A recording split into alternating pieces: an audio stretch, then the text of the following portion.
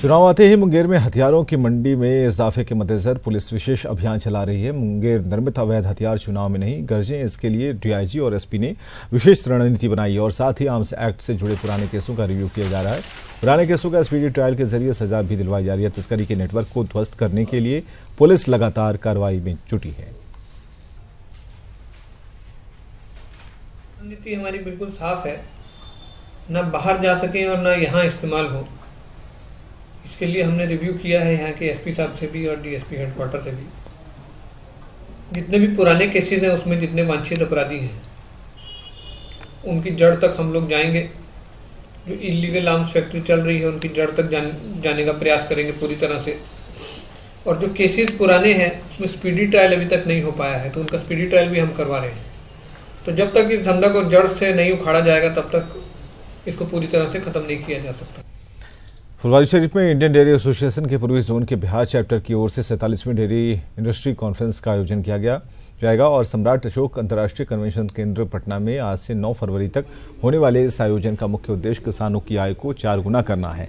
इसके लिए डेयरी क्षेत्र में किए जा रहे अनुसंधान, योजना, उत्पादन, विपणन, प्रसंस्करण इत्यादि के संबंध में हुए कार्यों और उपलब्धियों पर चर्चा के साथ उसके बारे में प्रतिभागियों को जानकारी देने की कोशिश होगी।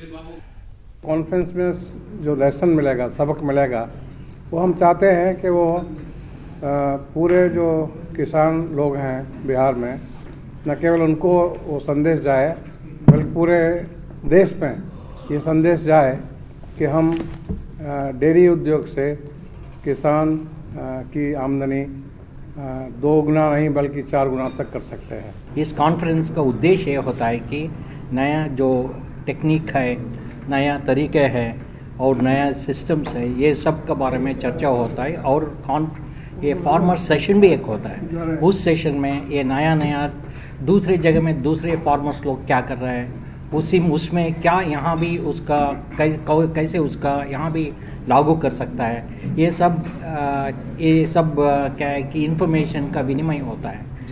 शेखपुरा के नए डीएम के रूप में इनायत खान ने पदभार संभाला है। मीडिया से बात करते हुए उन्होंने इंटरमीडिएट परीक्षा को कदाचार मुक्त संपन्न कराने पर जोर दिया और साथ ही सरकार द्वारा चलाई जा रही विकास योजनाओं को जमीनी स्तर पर लाने के लिए आवश्यक कार्रवाई किए जाने का भरोसा दिलाया। उन्होंने आम लोगों के सहयोग से जिले को विभिन्न क्षेत्रों में आने और लाने का प्रयास किए जाने पर भी जोर दिया।